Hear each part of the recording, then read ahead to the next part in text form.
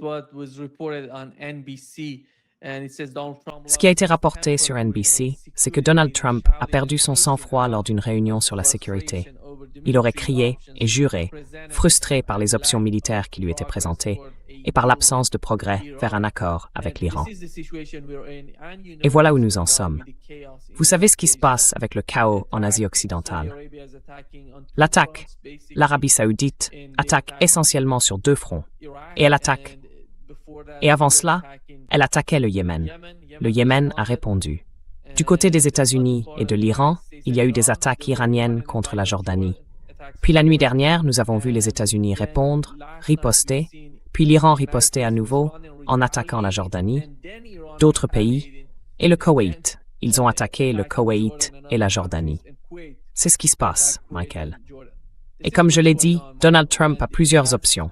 L'une d'elles est l'option militaire. L'autre, c'est de parler et de négocier. Quelle est votre lecture du cas Donald Trump et de la situation qu'il s'est créée?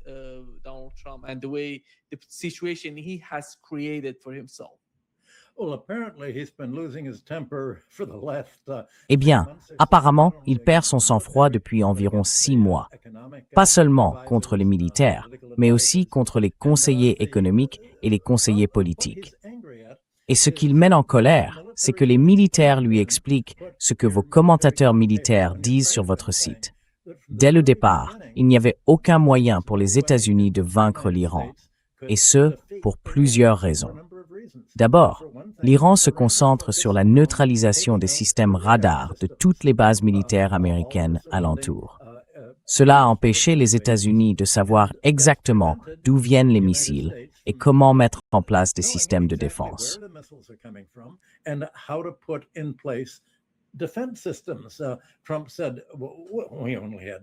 Trump a dit que nous n'avions que 7 minutes pour répondre dans le cas de l'attaque contre la Jordanie. Eh bien, avant, ils étaient capables de le dire bien plus longtemps à l'avance. Mais le plus important, c'est que toute la stratégie américaine repose sur le psychodrame de Trump. Et c'est aussi un psychodrame pour les États-Unis et pour l'Ukraine. Si nous pouvons faire assez souffrir les civils, si, en violation des lois de la guerre qui disent qu'on frappe des cibles militaires, pas des civils, nous frappons les civils, alors, comme dans le cas de la Russie, ils seront si malheureux et si blessés qu'ils diront « Est-ce qu'on ne pourrait pas changer de régime et obtenir un régime que les États-Unis accepteront, qui soit favorable aux États-Unis, pour qu'ils arrêtent de nous bombarder et de tuer nos femmes, nos enfants et nos civils. »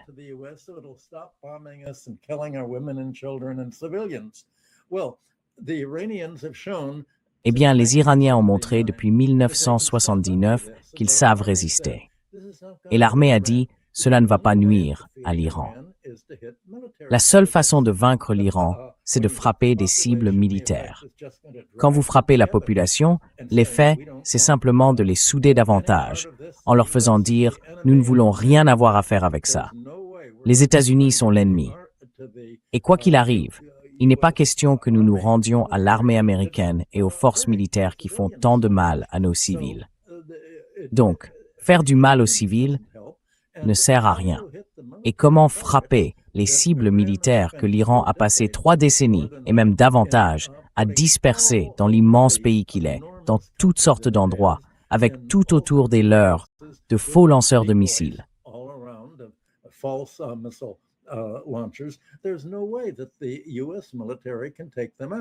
Il n'y a aucun moyen pour l'armée américaine de les éliminer.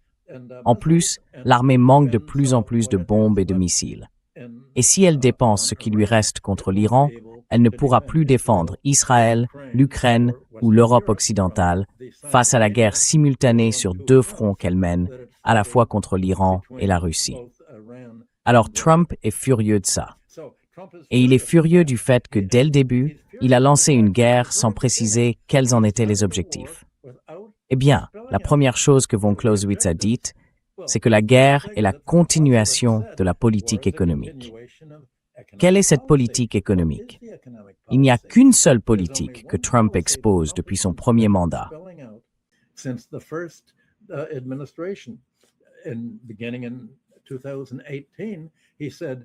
À partir de 2018, a-t-il dit, notre objectif pour le Moyen-Orient l'Asie occidentale est de faire payer la guerre aux monarchies arabes, en particulier à l'Arabie saoudite.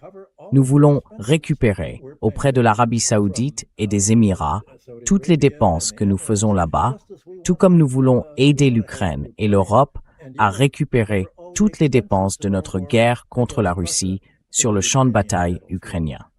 Voilà donc sa philosophie. Et cette guerre qu'il mène se développe et s'étend en une guerre contre les membres arabes de l'OPEP autant que contre l'Iran. C'est ce qu'ils constatent. Ils sont coincés. Que peuvent-ils faire? Car toutes les économies de l'Arabie saoudite et des Émirats sont investies dans le système financier des États-Unis.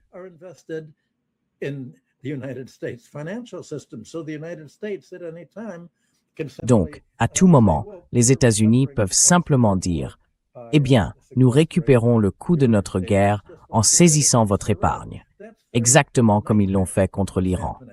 C'est leur cauchemar, ce qui est en train de se passer. Ils sont paralysés. Que peuvent-ils faire?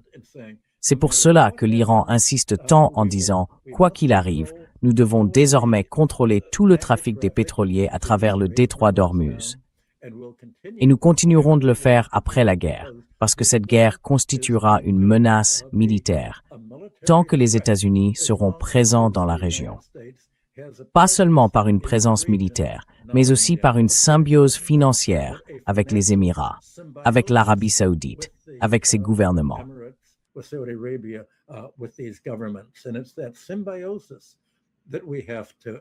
Et c'est cette symbiose à laquelle il faut mettre fin. C'est pourquoi l'Iran a bombardé les centres de données d'Amazon ainsi que d'autres centres de données de Google, Microsoft et Meta. Il veut rompre tout le lien entre la relation symbiotique de la région avec les investisseurs aux États-Unis, les participations au capital et tous les projets des États-Unis visant à étendre leur tentative de créer un monopole dans les technologies de l'information et l'intelligence artificielle, en disant « Eh bien, nous ne pouvons pas construire de centrales électriques ni fournir de l'énergie ici, aux États-Unis, parce que nous n'avons pas le temps de créer de nouveaux services publics et que nous n'avons pas l'eau nécessaire pour refroidir les centrales. »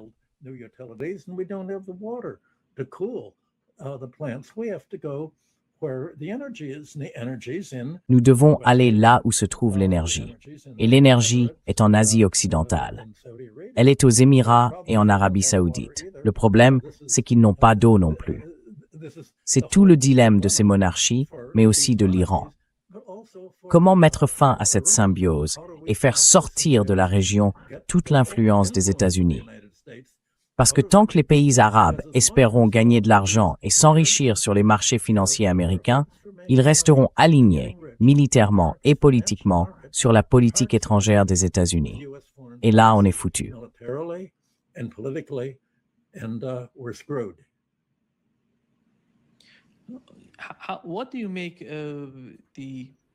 Comment interprétez-vous le comportement que nous observons de la part de l'Arabie saoudite? Par exemple, elle semble étendre la guerre d'une certaine manière. Nous connaissons les pressions qui pèsent sur son économie en raison de la fermeture du détroit d'Ormuz et du blocus en mer Rouge. D'un autre côté, vous avez dit qu'elle allait payer tout ce que les États-Unis dépensent dans cette guerre en Asie occidentale. Elle va le payer, et elle le sait, alors même que son économie souffre déjà beaucoup à cause de la guerre.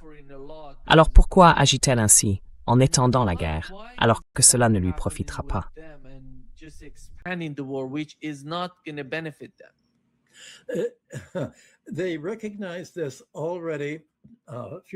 Ils l'ont déjà compris il y a quelques mois, quand Trump a dit qu'il allait lancer son attaque contre l'Iran. Et l'Arabie saoudite a dit « Nous ne pouvons pas vous laisser utiliser, excusez-moi, nous ne pouvons pas vous laisser utiliser notre territoire ou nos bases comme point de départ pour attaquer l'Iran, parce que l'Iran nous attaquera. Donc, nous fermons nos bases. » Cela a conduit Trump à suspendre ses plans initiaux de guerre plus tôt cette année et à trouver un moyen de contourner l'Arabie saoudite. Ils l'ont donc déjà arrêté une fois. Et ils ont obtenu l'accord du Koweït, les deux pays déclarant conjointement « Vous ne pouvez pas utiliser vos bases dans aucun de nos deux pays, ni les survoler. » Donc Mohammed Ben Salman, MBS, comprend qu'ils sont coincés. D'un autre côté, il comprend que l'Amérique tient en quelque sorte en otage toutes les économies de l'Arabie saoudite.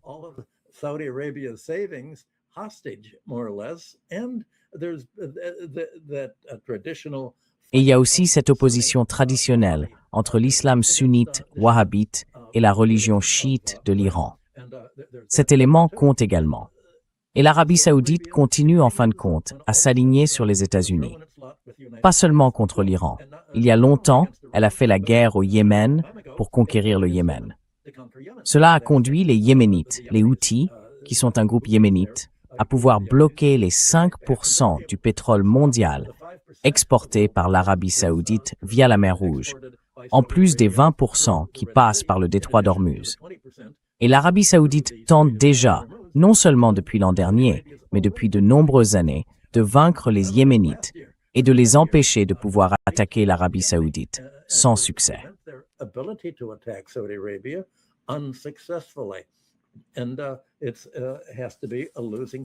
Et ce doit être une bataille perdue d'avance. Alors, que va-t-il se passer? Eh bien, à un moment donné, la guerre va prendre fin. Et les conséquences de toutes les guerres sont généralement politiques. Je crois que nous avons déjà évoqué dans votre émission la manière dont la Première Guerre mondiale s'est achevée, par la disparition des monarchies européennes, non seulement dans les pays vaincus, mais aussi dans les pays victorieux.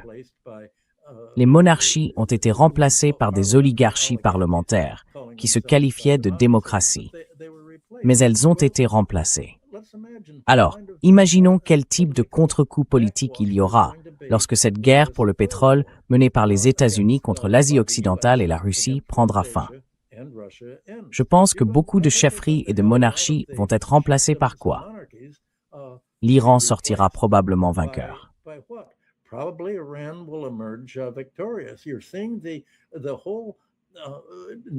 Vous voyez en ce moment toute la négociation et les tensions entre l'Iran et Oman sur la manière de contrôler la navigation dans le golfe Persique, à travers le détroit d'Ormuz. Eh bien, l'Iran ne va pas partager à 50-50. Il va dire « Toute cette guerre nous a fait du tort. Nous n'avons qu'un seul moyen d'arrêter la guerre. La guerre n'est pas contre vous, elle est contre nous. Nous allons contrôler le détroit. Nous allons percevoir l'argent. Nous vous en reverserons une partie. Cela se négocie, mais ce ne sera pas grand-chose. » Le débat en ce moment porte sur qui obtient quoi. Et je ne suis pas sûr de voir comment Oman peut résoudre le problème, alors que l'Iran peut toujours dire « Eh bien, autrefois, vous faisiez partie de l'Iran. » Cette situation pourrait être rétablie à l'avenir. Qu'en pensez-vous?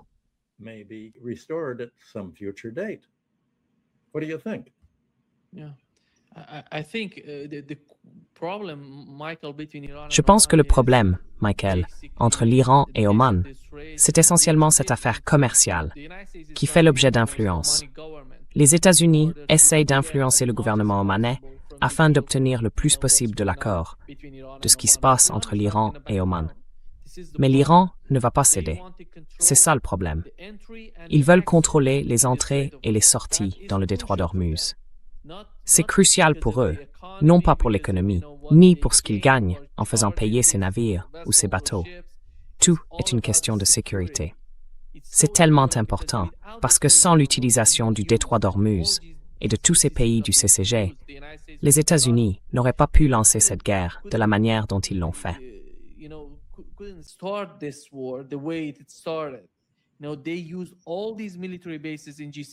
Ils ont utilisé toutes ces bases militaires dans les pays du CCG, ainsi que le détroit d'Ormuz d'ailleurs. La plupart de ces armes et de ces radars, ils les faisaient passer par le détroit d'Ormuz pour les envoyer dans ces pays. L'Iran dit non, ça n'arrivera pas. C'est la réalité. Et à mesure que le temps passe, on voit que la rhétorique ou la politique, la stratégie de l'Iran se durcit de plus en plus.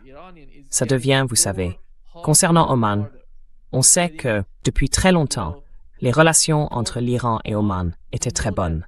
Et là, il semble que quelque chose remonte à la surface à cause de ce raid.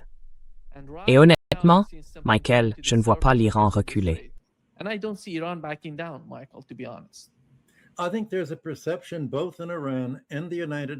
Je pense qu'il y a cette perception, à la fois en Iran et aux États-Unis, que tout va forcément à l'extrême. Et l'extrême ici, c'est qu'il ne peut y avoir qu'un seul vainqueur, soit l'Iran, soit les États-Unis. Et les militaires disent à Trump que l'Iran a toutes les cartes en main, qu'il n'y a aucun moyen pour nous de gagner. Et si on se dit simplement, bon, si on ne peut pas gagner, alors paralysons tout, fermons tout, faisons traîner. Eh bien, plus ils font traîner, plus ils aggravent la dépression mondiale et l'effondrement inévitable qui surviendront au plus tard cet automne. Parce que le pétrole n'est pas expédié, le gaz n'est pas expédié. Et le résultat, c'est qu'on ne peut tirer qu'une quantité limitée de pétrole de la réserve pétrolière nationale avant qu'elle ne soit épuisée.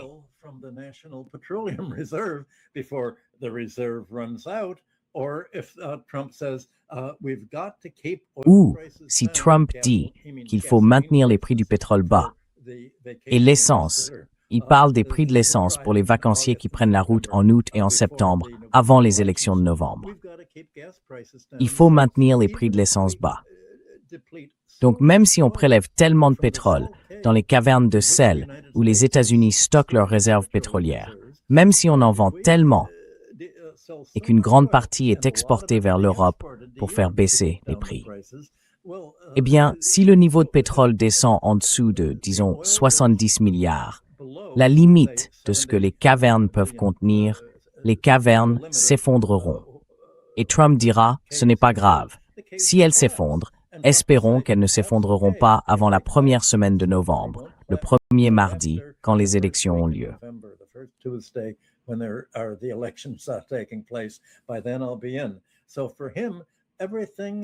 À ce moment-là, je serai en fonction. Donc pour lui, tout est calibré en fonction de l'élection de novembre. Et il laissera l'économie des États-Unis sombrer dans une crise absolue après le jour de l'élection, celui des élections de mi-mandat, afin d'essayer de préserver l'emprise du Parti républicain, et plus précisément de son groupe MAGA en son sein, face aux démocrates qui se sont engagés à lancer une procédure de destitution contre lui et à instaurer un changement de régime entièrement différent. Donc, le changement de régime que Trump voulait provoquer s'avère être aux États-Unis, pas en Iran. C'est toute l'ironie de cette histoire. Comme pour la formule, vous conquérirez un grand pays. Le pays que Trump est en train de conquérir, ce sont les États-Unis, pas l'Iran.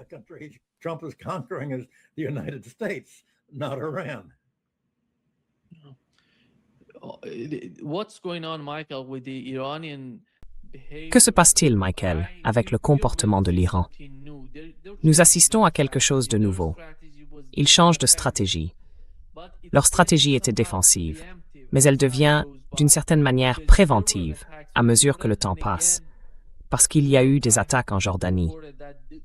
Et encore une fois, le New York Times a rapporté qu'hier, il y avait eu des attaques contre ce port en Égypte, le port de Damiet. 2 navires américains ont été attaqués, et le New York Times vient d'annoncer que l'Iran est derrière ces attaques de drones.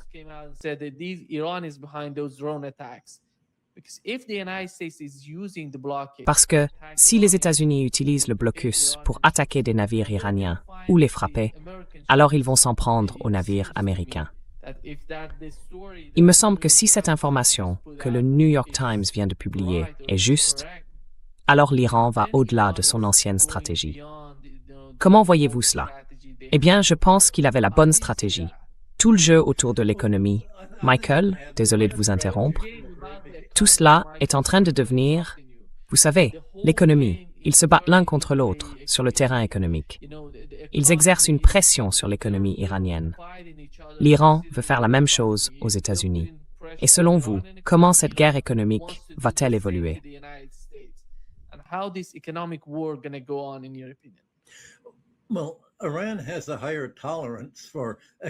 Eh bien, l'Iran tolère mieux les sanctions économiques que les États-Unis parce qu'il vit avec cela depuis longtemps et qu'il a démontré sa résilience.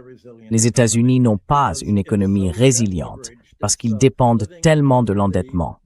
Ils vivent au bord de l'insolvabilité, qu'il s'agisse des entreprises, des travailleurs, des consommateurs, des collectivités locales et ainsi de suite. Et sur le plan militaire, la politique de l'Iran part du principe que la meilleure défense, c'est l'attaque. Aux États-Unis, les médias disent « Regardez, l'Iran a fait exactement ce que vous avez décrit, une attaque surprise contre la Jordanie. » Mais qu'y a-t-il de surprenant là-dedans? Les États-Unis continuent d'attaquer l'Iran par des actes de guerre en bloquant ses exportations de pétrole à l'extérieur du détroit d'Ormuz. C'est un acte de guerre. L'Amérique mène une guerre économique contre l'Iran depuis tout ce temps, en bloquant, en empêchant ses exportations. Une guerre économique est tout aussi grave qu'une guerre militaire.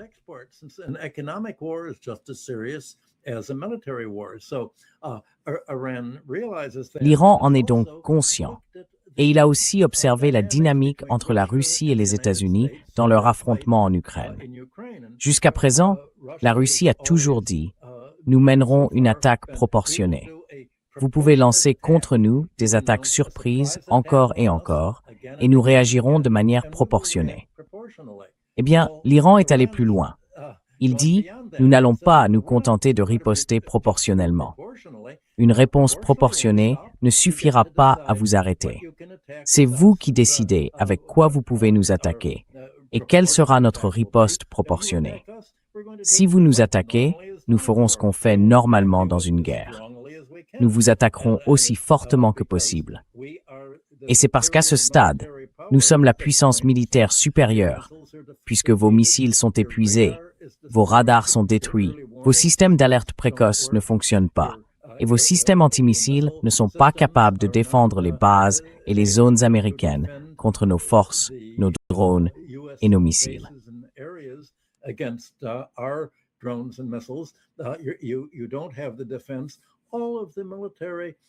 Vous n'avez pas la défense. Tous les avantages militaires sont de notre côté, comme je pense vos propres généraux vous l'ont dit, Monsieur Trump. Vous pouvez donc vous engager dans une guerre dont la défaite est garantie. Mais vous êtes arrivé au pouvoir en disant que vous vouliez être un nouveau Napoléon pour notre époque.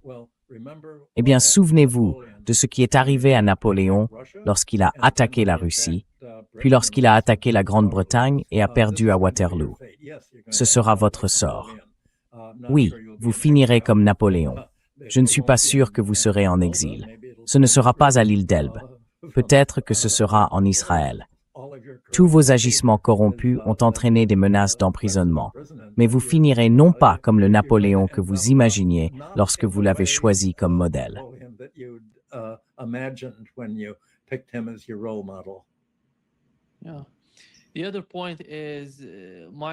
L'autre point, Michael, c'est l'avenir des bases américaines dans la région. Et pas seulement dans les pays du Conseil de coopération du Golfe, mais aussi en Jordanie. Le New York Times a rapporté que des centaines de personnalités jordaniennes, issues des milieux politiques, juridiques et de la société civile, ont signé une lettre ouverte réclamant le retrait des forces américaines de Jordanie parce qu'elles sont frappées par des drones et des missiles iraniens. Alors, à quoi bon? Quel est leur intérêt? Le gain. Pour les Jordaniens, pour tous ces pays. Ils ne veulent pas être frappés. Ils savent que si le roi de Jordanie et sa bureaucratie mettent ce qu'ils contrôlent dans le camp américain, alors la grande majorité des citoyens jordaniens ne sont pas jordaniens. Je veux dire, la population jordanienne n'est pas jordanienne. Beaucoup sont palestiniens ou indiens, et beaucoup sont chiites. Cela signifie que si la Jordanie continue de s'aligner sur les États-Unis et de faire d'elle-même une cible de représailles iraniennes, il n'y aura plus de monarchie. La monarchie deviendra soit une partie de l'Iran, soit un État client de l'Iran, d'une manière ou d'une autre. Cela ouvrira probablement la voie à des votes pour l'ensemble de la population, qui bien sûr n'aura pas exactement des sympathies pour la monarchie. Pas plus que ce ne serait le cas aux Émirats ou en Arabie Saoudite où l'on a une minorité similaire.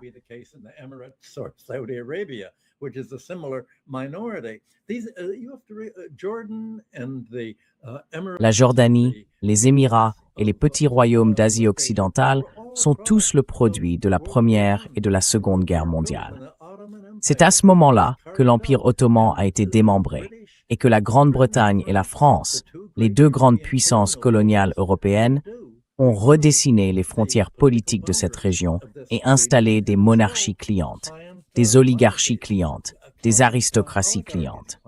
Et tout cela, nous assistons enfin au démantèlement des mythes que les puissances coloniales européennes ont créés après la Première Guerre mondiale. Puis, après la Seconde Guerre mondiale, les empires britanniques et français ont été absorbés par l'empire financier américain, les États-Unis.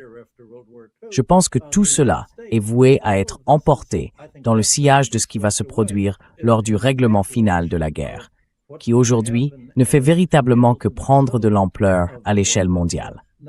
Really just gaining momentum on a global level.